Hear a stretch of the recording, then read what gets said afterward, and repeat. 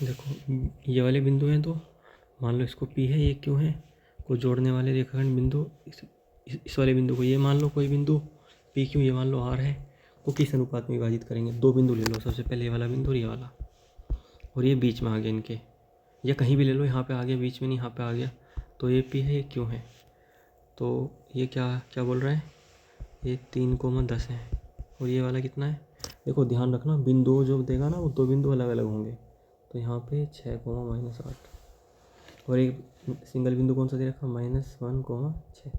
तो ये बताओ, जब ऐसे तीन बिंदु देता है और अनुपात पूछता है, तो M1 अनुपात M2 पूछ रहा है, इनकी वैल्यू तो पूछ रहा है, तो कह देना माना M1 अनुपात M2 में विभाजित होंगे, ये लिख देना। तब विभाजन के सूत्र से, विभाजन का सूत्र आता है आपको, क्या आता है, क्या होता है फॉर्मूला होता है आपको x, y या x बराबर होता है M2x1 प्लस M1x2 बटे M1 प्लस M2। देखो x2 x1 x2 y1 और x1 y2, ये वाली वैल्यू दे रखी है ना, लगा, फिर फॉर्मूले में लगा देना इसमें, है ना। ये वाला x1 ये y1 और ये x2 ये y2, और ये वाले दे रखे हैं, बिंदु दे रखे हैं, सॉरी ये नहीं, x2 y2 तो ये है, और ये जो अकेला बिंदु दे रखा है ये है x का मान और y का मान। यानी कि आप जो ये वाला x रखोगे ना, x बराबर ये जो आएगा ये इसके बराबर रखना है, ठीक है। आपका यहीं से आ जाएगा, इस वाले से, ठीक है। दिखाऊं करके, क्या आ जाएगा। देखो M2 रखा, यहाँ पे कर रहा हूँ M2 ऐसा कैसे रखा, x1 कितना है, x1 देखो कितना है, -3, ठीक है, प्लस M1 x2 कितना है 6 बटे M1 प्लस M2, ठीक है। ये x की वैल्यू कितनी दे रखी है, -1, तो इधर दे रखी है -1, तो ये उधर जाके कितना हो जाएगा, ये आ जाएगा -M1 और -M2 बराबर 3M2 और प्लस 6M1, ठीक है। अब घटा लो इसको, M1 -M2, यहाँ पे माइनस का 1 है, ये 3M2 है, ये 1M2 उधर जाके कितना हो जाएगा 2M2 बराबर, ये 6M1 है, उधर जाके 5M1 हो जाएगा। तो M1 को M1 बटे M2 इधर ले आओ, उधर कितना हो जाएगा 2/5, तो M1 की वैल्यू आई 2 और M2 की वैल्यू आई 5, 2:5 आया आंसर। करके देख लेना, है ना। समझ में नहीं आया होगा ना, जब करके देखोगे आ जाएगा समझ में। और अगर यहाँ से बात ना बने तो y बराबर क्या होता है इसमें, y बराबर होता है आपका M2 y1 plus M1 y2 बटे M1 प्लस M2। और ये y की वैल्यू कौन सी रहेगी, ये वाली, ये देखो, ये तो x की वैल्यू है, ये y की वैल्यू है। अभी दूसरे क्वेश्चन में क्या पूछा था, उसमें अनुपात दिए थे, M1 अनुपात M2 दिए थे, ये वाले बिंदु के निर्देशांक निकालने थे, यानी कि x, ये जो बराबर वाला x है ये निकालना था, और ये सारी वैल्यू दे रखी थी इधर वाली। अब की बार क्या करा है, एक बिंदु दे रखा है, जो एक बिंदु दे रखा है ना उसकी वैल्यू ये है, x ये है, y ये है, तो उसको x को इसके बराबर रखना बड़े वाले के, और y को इसके रखना, यहाँ पे रखना, ठीक है, आ जाएगा आंसर। समझ गए ना।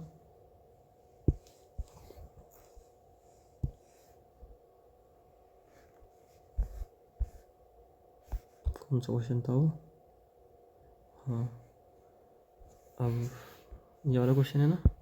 चलो, ये तो मैंने अभी कराया था लेटेस्ट में स्कूल में, 1 - tan स्क्वायर ए 1 + 1 - cot स्क्वायर है, ठीक है। चलो करो इसको, लेफ्ट हैंड साइड ले ली, तो क्या करेंगे 1, सीधा हम पे तो होता है साइन बटे कोस में तोड़ना, तो साइन स्क्वायर है बटे कोस स्क्वायर है बटे यहाँ पे 1 माइनस ये कोट, ये इसका उल्टा होता है, यहाँ पर आ जाएगा कोस स्क्वायर है बटे साइन स्क्वायर है, इसको इधर ले जाएंगे एलसीएम, तो कोस स्क्वायर है माइनस साइन स्क्वायर है बटे कोस स्क्वायर है, ठीक है। यहाँ पे ये हो जाएगा साइन स्क्वायर है बटे साइन स्क्वायर है माइनस कोस स्क्वायर है बटे कोस स्क्वायर है, कोस नहीं साइन, साइन स्क्वायर है, तो पूरे पे क्या है, होल स्क्वायर है, ठीक है। अब देखो ऊपर है कोस स्क्वायर ए, क्या लिख दिया मैंने, तुमको समझ में आया होगा, ये है कोस स्क्वायर ए माइनस साइन स्क्वायर ए। लेकिन यहाँ पे भी यही है सेम, लेकिन यहाँ पे माइनस यहाँ पे है, देखो यहाँ पे माइनस, यहाँ पे माइनस साइन स्क्वायर है, यहाँ पे साइन स्क्वायर है प्लस का है, यहाँ पे कोस स्क्वायर है माइनस का है। तो माइनस की गड़बड़ बैठ रही है, नहीं तो कट जाता है। तो क्या काम करो आप, इसमें से माइनस कॉमन ले लेना अगली लाइन में और यहाँ पे लगा देना ब्रैकेट। तो ये क्या हो जाएगा, यहाँ पे पहले आ जाएगा कोस स्क्वायर है, फिर आ जाएगा माइनस साइन स्क्वायर है। अगली लाइन में करना इसको, आ गया, नीचे के दोनों सेम रहेंगे। तो देखो ये सेम नहीं हो गया, और जब किसी पे स्क्वायर चढ़ा रहता है ना, तो ये जो माइनस होता है ना ऑलरेडी प्लस हो जाता है, ठीक है। खुद ही अगली लाइन में प्लस कर देना फिर इसको, फिर ये से ही कट जाएगा। नीचे रहेगा साइन स्क्वायर है, ऊपर जाएगा ये, तो साइन स्क्वायर हो जाएगा, ऊपर जाके साइन स्क्वायर है, नीचे रहेगा कोस स्क्वायर है। ना समझ में आ गया ना, अगर ऐसा क्वेश्चन आ जाए तो इन दोनों को काट देना और साइन स्क्वायर ऊपर पहुँचा देना, नीचे ला देना कोस स्क्वायर है, और लास्ट में लिख देना बराबर टेन स्क्वायर है। जो भी सिद्ध करने वाले हो बीच में कुछ भी लिखना, लेकिन लास्ट में वही ला देना और बराबर लिख देना राइट हैंड साइड, ठीक है। कम से कम इनको तो छोड़ के ही मत आना। चलो सिद्ध कीजिए कि ये तो अभी कितनी बार कर लिया, इसको मत करो नहीं तो दिक्कत हो जाएगी। संख्या इसका एलसीएम ज्ञात कीजिए। एलसीएम निकाल लो, कैसे निकालते हैं, अभाज्य गुणनखंड करके 120 का और 315 का अलग अलग निकालोगे क्या अभाज्य गुणनखंड में, जैसे आपकी मर्जी हो, जैसे आपको तो ऐसे निकाल लेना, ठीक है। इजी सवाल है, गुणनखंड करने हैं, एलसीएम लेना है, बता देना, ठीक है।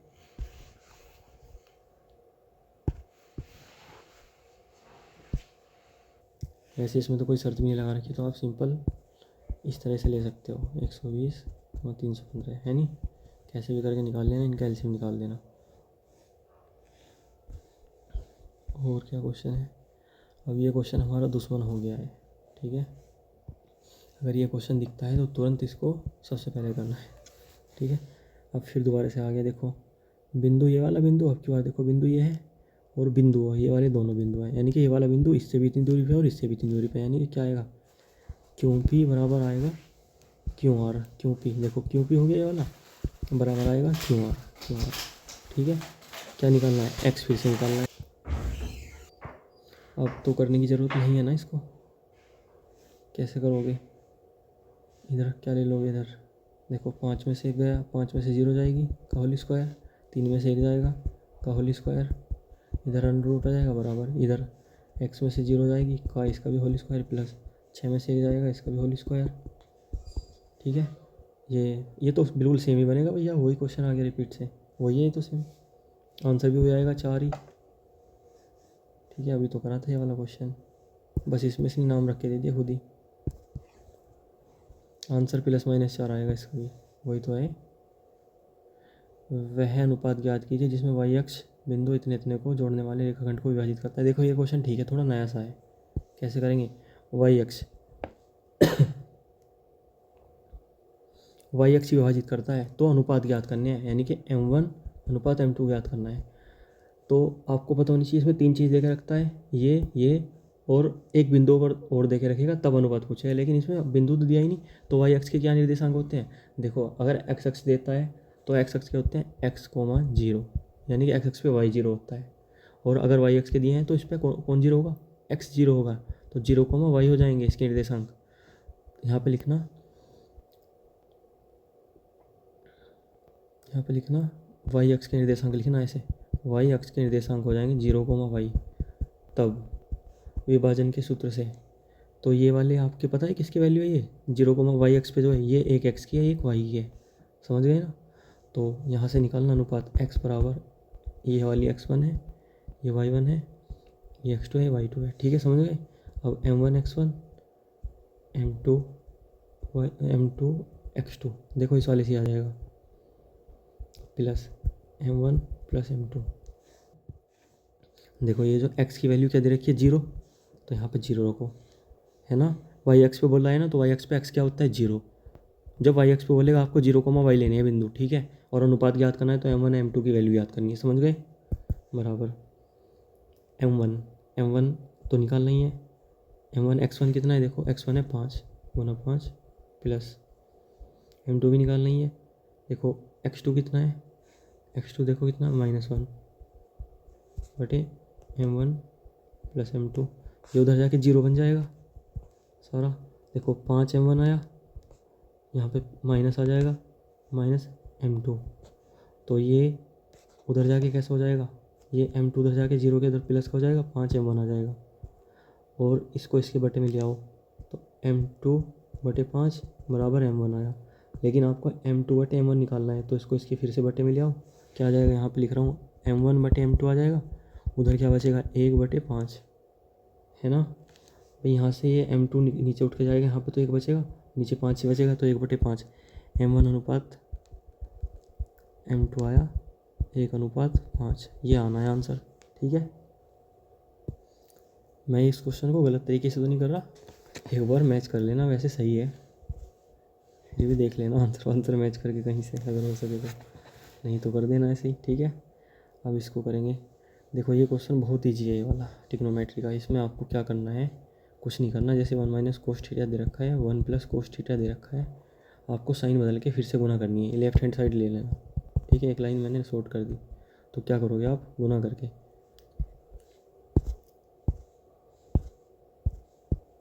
1 - cos थीटा, यहाँ पे प्लस है ना, तो नीचे वाले जो होता है ना उसको, उसका निशान बदल के गुना करते हैं, 1 - cos थीटा, 1 - cos थीटा दोनों तरफ। देखो इसको लिखने से कोई फ़र्क थोड़ी पड़ा, लेकिन हमारा क्वेश्चन सोल्व हो जाएगा। तो ऊपर दोनों सेम है ना, ये वाला भी सेम है, ये वाला भी सेम है, तो दोनों का स्क्वायर हो जाएगा, दोनों का cos थीटा पूरे का होल स्क्वायर हो गया बटे। देखो एक बार जुड़ रहा है, एक बार घट रहा है, एक में से ये जुड़ रहा है, एक में से ये घट रहा है, तो याद करो, मैं बताता हूँ बार बार, a² - b² वाला फॉर्मूला बनता है ना, a + b और a - b बराबर। तो यहाँ पे एक a स्क्वायर कितना है, यहाँ पे 1 का स्क्वायर माइनस b² कितना है, यहाँ पे cos थीटा का स्क्वायर। आया समझ में, ये हो जाएगा 1 - cos² थीटा। याद करो 1 - cos² थीटा बराबर किसके होता है, देखो ये वाला फॉर्मूला नहीं होता, sin² theta plus cos² theta बराबर 1।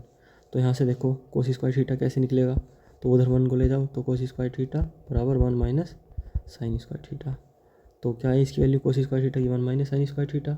और अगर यहाँ से आपको sin², इसको इसकी वैल्यू निकालनी है sin² की, तो ये क्या हो जाएगा, cos² थीटा -1 sin² थीटा बराबर 1 - cos² थीटा।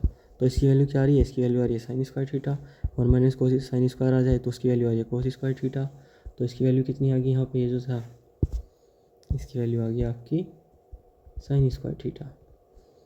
ठीक है, तो नीचे तो आपका आ गया सोल्व करके sin² थीटा, ये सोल्व करके दिखा दिया मैंने।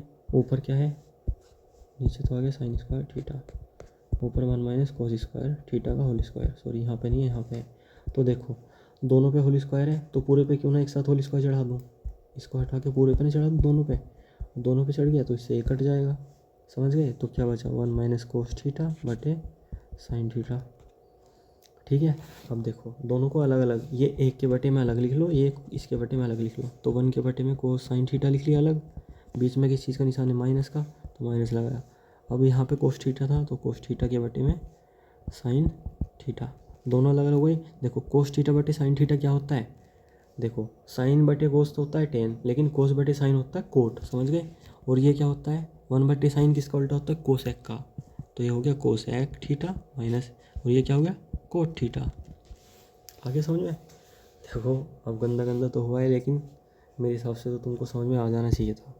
अगर नहीं आ रहा है तो अब नहीं कर सकते कुछ भी। ठीक है, चलो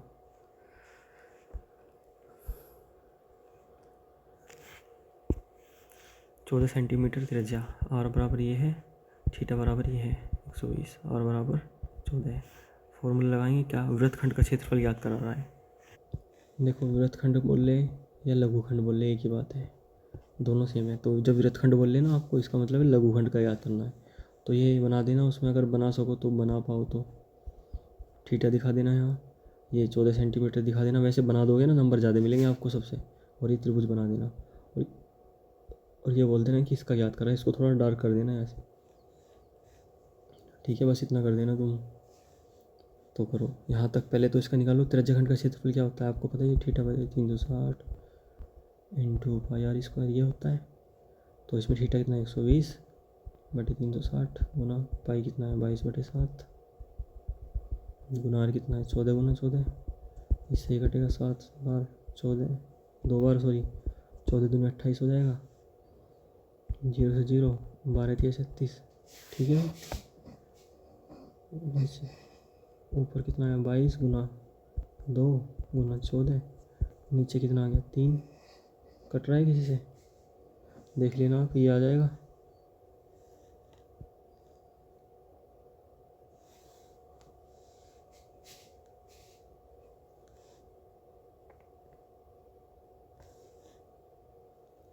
नहीं कट रहा है तो भाई किसी से। 14 दूनी 28, 28 की 22 में गुना कर देना।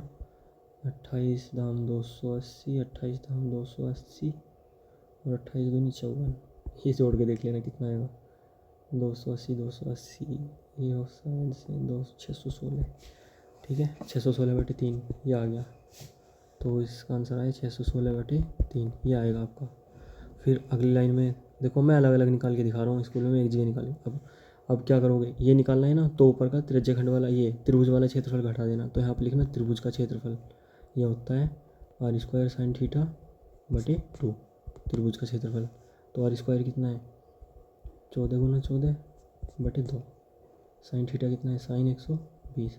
याद रखना, अगर साइन 120 आता है ना वहाँ पे स्कूल में, तो साइन 120 की वैल्यू रखना आप √3/2, क्योंकि आपको नहीं पता ये अलग तरीके से निकलती है, तो आपको इसको डायरेक्ट याद रखना है √3/2। ठीक है, साइन 120 की वैल्यू याद रख लो, √3/2 लिखनी है आपको यहाँ पे।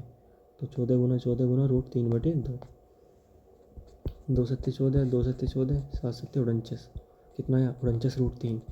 तो ये आया त्रिभुज का क्षेत्रफल। अब बताओ वृत्त खंड का क्षेत्रफल कैसे बताया था?